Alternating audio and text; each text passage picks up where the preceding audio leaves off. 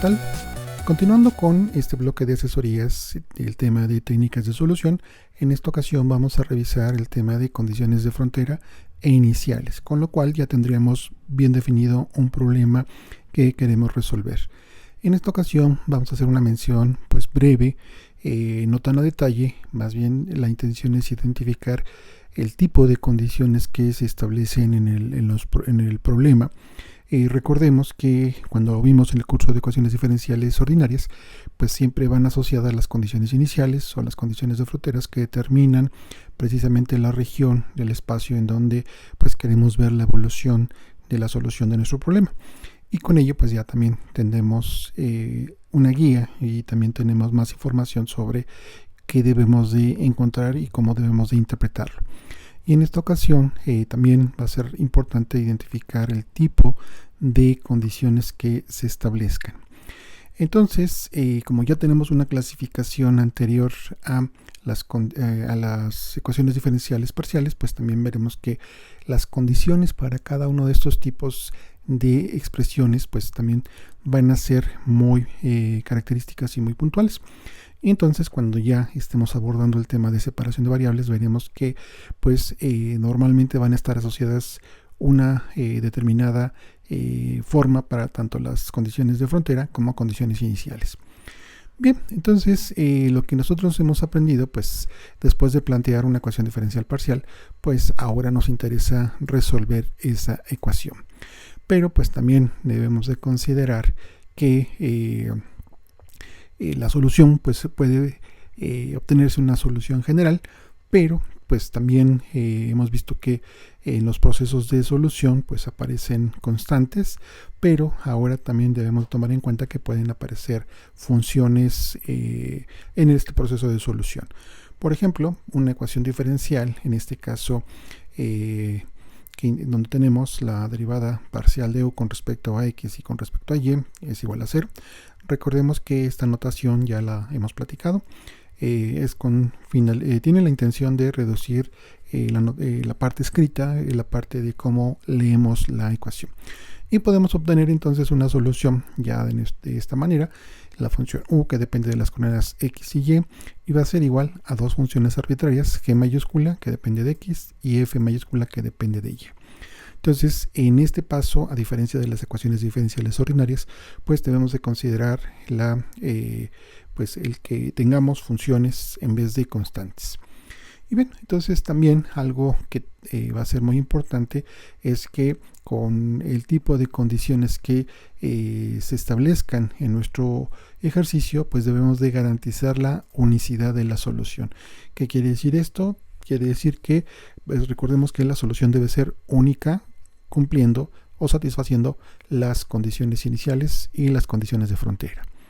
Entonces, pues bueno, ya como mencionamos en el video anterior, hemos definido una clasificación general de las ecuaciones diferenciales parciales en función de un discriminante, de tal manera que podemos identificar una ecuación de tipo parabólico o una ecuación de tipo hiperbólico o una ecuación de tipo elíptica. Y entonces veremos que las condiciones que necesariamente debemos de incluir en nuestros problemas van a variar y entonces también nos van a dar información sobre el tipo de problema que tendremos. Vamos a comenzar con una ecuación diferencial de tipo parabólico. En este caso, ejemplos inmediatos, podemos tomar la ecuación de calor. Aquí tenemos nuestra derivada parcial de u con respecto al tiempo, va a ser igual a una constante alfa al cuadrado por la derivada parcial de segundo orden de u con respecto a x. Bien, tenemos el caso sencillo. Recuerden que podemos partir de casos sencillos. En este caso partimos de un problema unidimensional y estudiaremos la transmisión del calor a lo largo de una barra de longitud finita L mayúscula. Y bien, entonces lo que tenemos que establecer para que este problema tenga solución, pues debemos de especificar la distribución inicial de la temperatura sobre la barra. Es decir, debemos dar una función phi de x, de modo que en este caso nuestra función u en la posición x, al tiempo t0, pues va a ser igual a esta función alfa de x. Y en este caso debemos de considerar que sería la distribución inicial de temperatura. Y entonces, en analogía a nuestras ecuaciones diferenciales ordinarias, pues vamos a llamarlas condiciones iniciales. Bien, entonces ahora pues recordemos que debemos de estar considerando toda la información y todos los elementos que se nos dan en nuestro problema. Debemos de considerar que la barra tiene una longitud finita y entonces es importante establecer qué es lo que ocurre en esos extremos, porque precisamente habrá problemas que modifican el comportamiento, en este caso en los extremos. Vamos a ver, por ejemplo, que si definimos que haya un baño térmico en los extremos, de tal manera que ese baño mantiene la temperatura en los extremos en un valor constante, es decir, no hay interacción, en este caso, de la temperatura en un extremo con, digamos, el cambio de temperatura sobre la barra, o en algún momento dado podemos tener, pensemos del lado izquierdo de la barra, una temperatura mayor, no sé, 100 grados, 100 grados centígrados, y del lado derecho un baño térmico a 50 grados. Entonces no necesariamente vamos a tener situaciones que sean, digamos, que mantengan los mismos valores. Obviamente esto nos da un cambio en el ejercicio y obviamente pues también el resultado va a ir, será otro, ¿no? Entonces en un primer paso podemos pensar que las condiciones son las más sencillas, pero podemos ir modificándolas. Y en este caso pues también serán lo que vamos a denominar como condiciones de frontera. Bien, entonces ahora ya podemos comenzar a darle nombre a estas condiciones. Vamos a ver que para problemas de una dimensión hay tres tipos de condiciones de frontera que son los más comunes. Aunque aquí vamos a revisar, en esta revisión de las asesorías, vamos a encontrarnos con dos casos. Vamos a llamar el primero la condición de Dirichlet, y en este caso consiste en especificar la temperatura de la barra en todo instante, es decir, vamos a dar dos funciones, f de t y g de t, de modo que en este caso la temperatura, por ejemplo, en el punto x igual a 0, para cualquier tiempo va a ser igual a una función f de t, mientras que en el otro extremo, en el punto x igual a l, al tiempo t, tendremos otra función, g de t. Entonces aquí punto importante, condición de Dirichlet, entonces implica que estamos dando una función con respecto a la variable, en este caso la variable temporal. Esta es la parte importante de esta definición de condición de Dirichlet. Mientras que una condición de Newman, pues ahora podemos especificar la derivada de la temperatura en los extremos de la barra. Entonces esto nos estaría dando el flujo de calor en los extremos. Entonces veamos que aquí ya estamos utilizando la notación de la derivada parcial de u con respecto a x. En la posición x igual a 0 para cualquier tiempo t va a ser igual a una función f de t. Y la derivada de u con respecto a x en la posición x igual a l al tiempo t va a ser una función g de t. Entonces recordemos que condición de Newman implica que establezcamos la derivada, en este caso de nuestra función, en los extremos de, en este caso de nuestro espacio, que es la barra de longitud L. Y tendremos un tercer caso que le llamaremos condiciones mixtas, o también en algunos textos le llaman condiciones de Robin, y en este caso consiste en tener una combinación de la función u y de la derivada de u en los extremos de la barra. Entonces, de estas tres condiciones es posible, como lo mencionábamos, encontrar en el caso de una ecuación diferencial de tipo parabólico, en el caso unidimensional, es posible encontrar tres condiciones, bueno, en este caso la de Dirichlet, la de Newman o una mixta. Entonces, este sería para el caso de una ecuación diferencial de tipo parabólico. Para una ecuación diferencial de tipo elíptico, vamos a ocupar la ecuación de Laplace, que ya conocemos, la derivada de u, la derivada de segundo orden de u con respecto a x más la derivada de segundo orden de u con respecto a y va a ser igual a 0.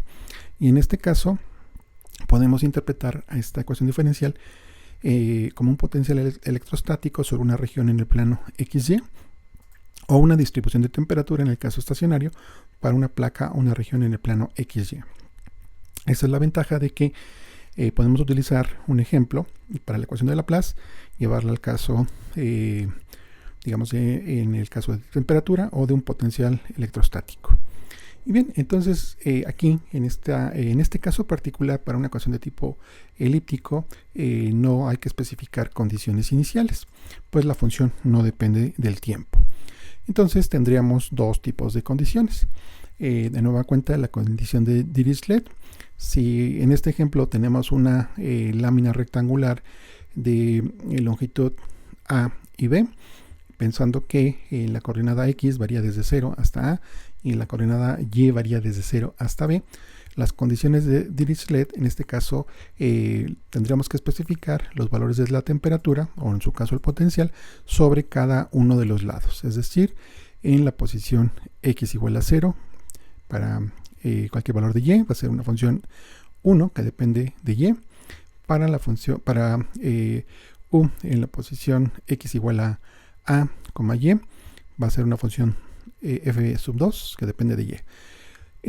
Ya en la otra variable, la función U para X, Y igual a 0, tendremos una función G1 que depende de X, y en el otro punto, en el último lado, tendríamos la función U en X, Y igual a B, tendríamos una segunda función G2 que depende de X. Estas serían las condiciones de tipo Dirichlet. Y tendríamos ahora condiciones mixtas. Para los lados de la placa se toman dos de las condiciones de Dirichlet y las otras dos de Newman. Por ejemplo, aquí tendríamos la derivada de U con respecto a X. Tendríamos una función, bueno, para los puntos X igual a 0. Y en Y, una función f de 1. Para la derivada de U con respecto a Y, en X igual a tendríamos, y cualquier punto de Y, tendríamos f2. Y ahora en los puntos Y igual a 0, una función g de 1. Y para Y igual a B, una función G2.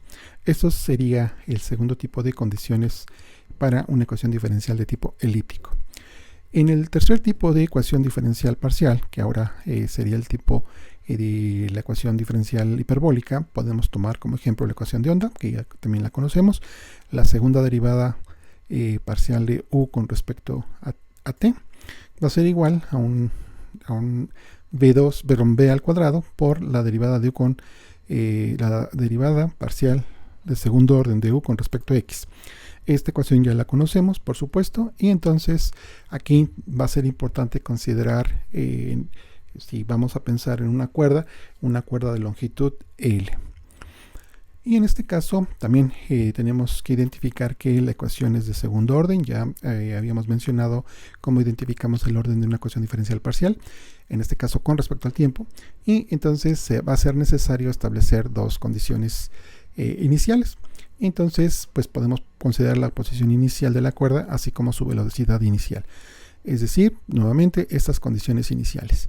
En el caso de t igual a 0, tendremos una función phi de x, y para la derivada tendríamos en el tiempo t igual a 0 una función phi de x, que en este caso pues hay correspondencia, ya que en el sentido del orden de la ecuación diferencial necesitamos dos órdenes.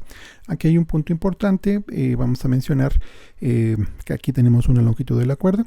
Este problema puede irse modificando si consideramos otras cosas, ¿no? Por ejemplo, podemos pensar que el material de la cuerda pues tiene una densidad constante, pero también podemos complicarlo un poco más si hacemos que esa densidad tenga sea correspondiente a una función, a alguna función en particular, y eso también deberíamos de considerarlo en nuestro ejercicio. Bien, entonces ahora hay que especificar cómo se relaciona la cuerda con su frontera, y nuevamente tendremos que revisar tanto las condiciones de Dirichlet como las de Newman. En este caso, la condición de Dirichlet se especifica especificamos más bien la posición en los extremos de la cuerda.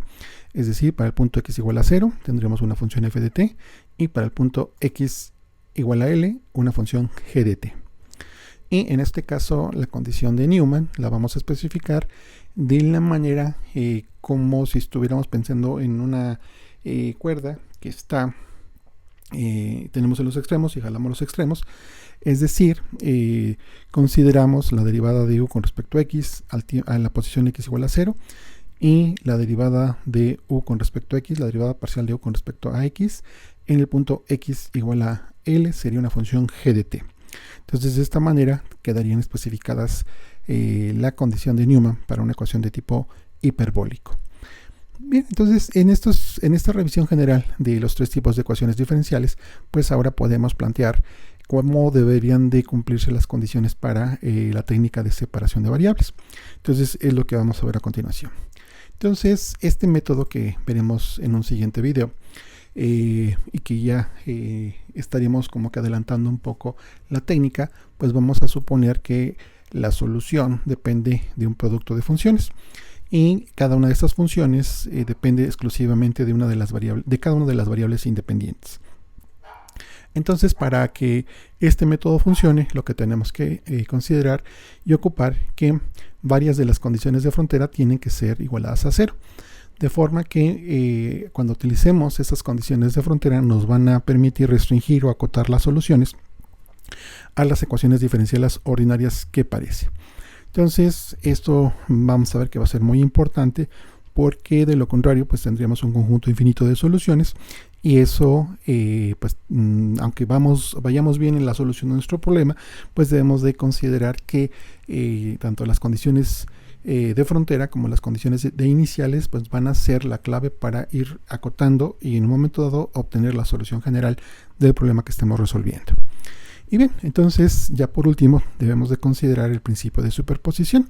Ya sabemos identificar cuando una ecuación diferencial es lineal, y sabemos de la teoría, por supuesto, del curso de ecuaciones diferenciales, que cuando tenemos soluciones lineales, pues podemos ocupar este principio de superposición para que nos devuelva una combinación lineal. Vamos a encontrar que en la mayoría de los casos vamos a tener una suma, una serie, de tal manera que tanto las soluciones y las constantes que aparecen, pues las vamos a obtener normalmente haciendo el desarrollo en series de Fourier de las otras condiciones iniciales o de frontera que todavía no hemos ocupado, que no hayamos ocupado.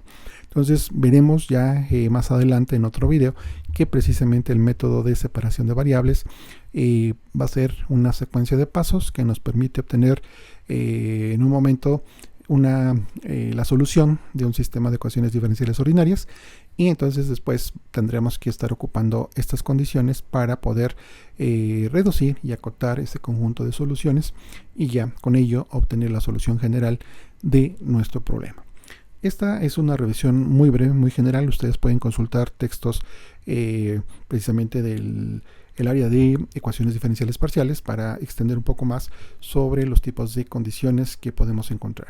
Pero con lo que hemos revisado tendremos información suficiente para poder avanzar en este tema de técnicas de solución. Si les gustó el video, por favor denle like, y les pedimos gentilmente que sigan la lista de reproducción, donde estaremos colocando los siguientes videos. Hasta luego.